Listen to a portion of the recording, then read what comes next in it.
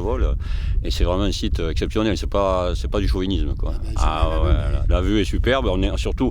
Bon, ça correspond un petit peu à Millau, quoi, là, au niveau de l'environnement, sauf qu'il n'y a pas la ville. En dessous, il y a un joli petit village, quoi. Et puis on est tranquille, quoi. Vraiment, pour les débutants, c'est pareil. Moi, j'ai fait décoller des gens qui débutaient. Là, c'est vraiment l'atterrissage est large, long. Enfin, voilà, quoi. Ça, c'est un vario GPS qui permet de savoir si on monte ou si on descend dans la masse d'air. Ça nous permet d'avoir la trace aussi qu'on a poursuivi, les altitudes, etc. Comment vous êtes tombé dedans? En rêvant. Je faisais des rêves où je battais, mais c'était avant que le parapente existe, quoi. Je battais des ailes comme ça et puis quelque part j'avais envie, quoi. Et puis c'est venu progressivement quand le parapente a commencé à se développer.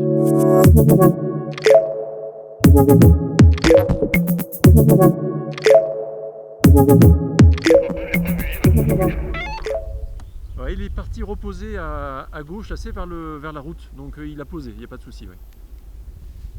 Ok, ben moi je vais aller vers le dépôt là-bas. Ok, bah tu nous préviens quand t'es arrivé, ouais.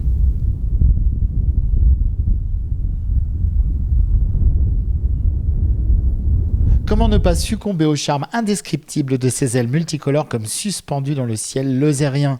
Prendre de la hauteur et contempler notre merveilleuse Lozère depuis le ciel, c'est ce qu'offre la discipline du parapente, une passion enivrante pour nos Icars contemporains. Salut Yves. Bonjour Christophe. Salut David. Alors et David, il va faire quoi?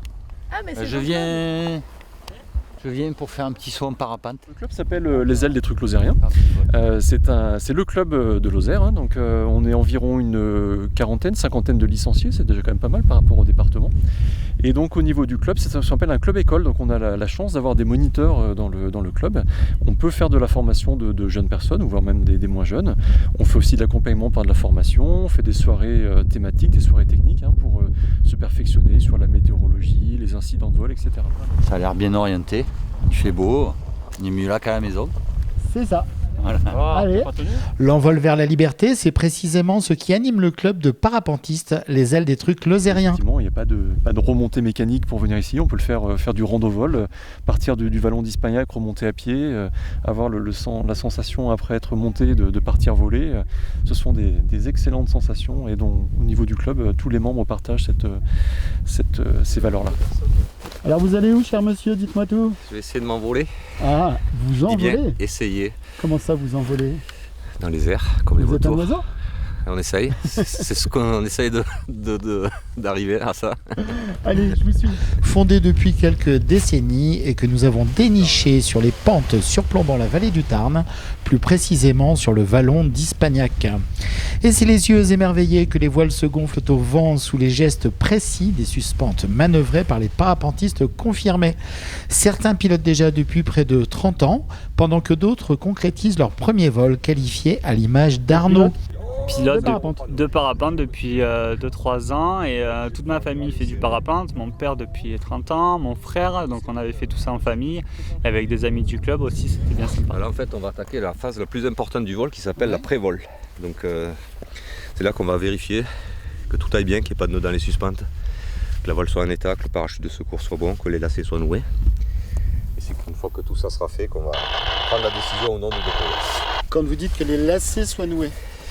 Oui, pour pas s'entraver pendant la marche de décollage, la course de décollage. Oui. C'est un détail, mais un détail qui compte. Oui. Comme beaucoup de détails dans cette histoire-là. La sécurité est de mise, chaque détail compte et contribue au bon déroulement du vol. On vient d'entendre une annonce là, du coup c'était? Donc ça c'est la balise météo là, de la fédération, donc ça nous indique, comme vous pouvez le voir sur le sapin, donc le sens du vent, la vitesse du vent, et donc on a une information sur la fréquence de la radio, la fréquence de la fédération. On a l'information en temps réel, donc vitesse et orientation, c'est ce qui nous permet de prendre la décision, on part ou pas. Donc très bon outil de prévision et de suivi avant le décollage. Je vous sens dubitatif. Ouais, le vent est en train de se renforcer. Ça fait 30 ans ou plus que je vole alors. Et malgré ça, je suis encore prudent.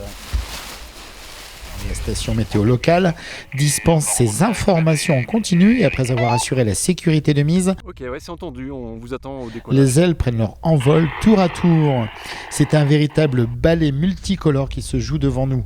À chacun son style, faire l'essuie-glace devant un décor de rêve ou au contraire prendre les ascendances et s'évader parfois pour parcourir des dizaines de kilomètres et tenter le pari de rejoindre une destination prédéfinie. Cela nécessite une préparation minutieuse du vol avec l'étude des conditions topographiques et météorologiques notamment, mais surtout connaître bien son aile. Et justement, le choix de l'aile est fonction du challenge et a dans ce cas toute son importance. Donc ça, c'est que vous qui vous occupez de la toile, des parachutes là Ouais. Au décollage, l'aile seul le pilote s'occupe de son matériel. Donc si quelqu'un vous dit que vous donnez un coup de main à le tirer, vous dites surtout pas, c'est vous qui êtes responsable. Voilà, tout à fait. D'accord. Sans remettre en question les compétences des autres. Bon, je ne dis pas que ça arrive pas de temps en temps, mais La règle principale, c'est la prudence et la formation. Et là, l'intérêt comme un club comme ici, c'est d'être à plusieurs, de s'entraider, de s'encourager, d'accompagner les personnes qui sont en cours de formation. Donc c'est la règle et la politique du club, c'est la sécurité avant tout. Vous pilotez depuis longtemps, cher monsieur? Oui, moi ça fait 28 ans par là. Ah oui, quand même. Oh, d'accord. Ouais, voilà. D'accord. On est Alors, toujours toujours commencé là. à recenser quelques demandes d'inscription. Parce que j'ai un ami qui voudrait venir essayer. Tu fais ce week-end Ouais, sur Millau, je dirais, donc mais il je sais pas est les parti de kilomètres. Millau, donc il a fait son premier cross là, donc quasiment 80 km, donc très bonne expérience et c'est un jeune du club très prometteur. Alors jeune homme, Oui, c'est toi qui as fait un exploit? c'est pas un exploit. Oh, t'as fait un beau vol, non? C'est dans une ambiance conviviale que nos passionnés échangent leur expérience. Le club est aussi un club école affilié à la Fédération française du vol libre.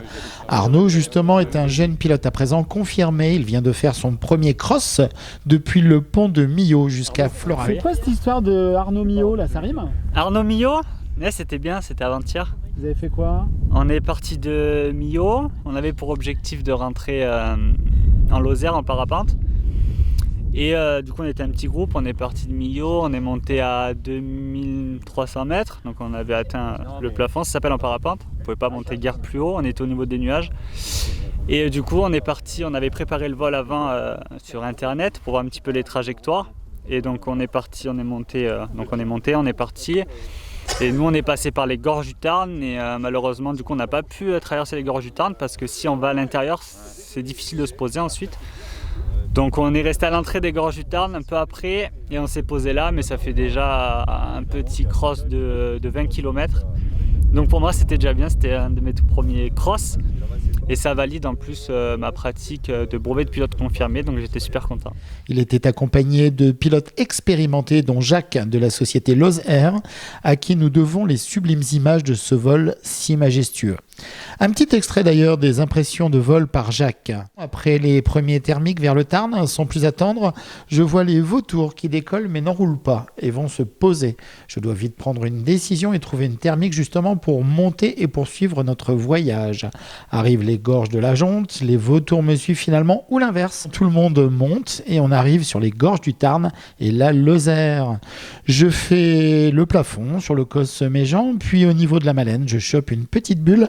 Je dérive sans perdre d'altitude, c'est souvent très doux.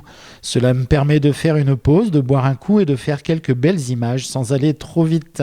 Il y a à peu près 4 sites principaux de vol, donc là on est sur le vallon d'Ispagnac, au décollage de Parousse, mais il y a également des sites sur Mende, des sites sur Chanac et des sites vers Barjac et vers la direction de la Canongue. L'aventure vous tente? Alors plus aucune hésitation. Le vol d'initiation en tandem, un biplace qu'on appelle, est vraiment très intéressant. Il permet de découvrir un petit peu le vol. Les étapes principales, c'est tout d'abord passer un stage d'initiation qui dure environ 5 jours, où on fait l'objectif à la fin des 5 jours, c'est de réaliser ses premiers vols en autonomie, bien sûr avec l'assistance à un des moniteurs. Après, on peut faire une deuxième semaine de stage, on appelle du perfectionnement, pour commencer à être plus autonome sur un site. Et après, donc en prenant sa licence et les assurances nécessaires, on peut commencer à voler sur des sites connus dans des conditions calmes comme là ce matin, assez paisibles.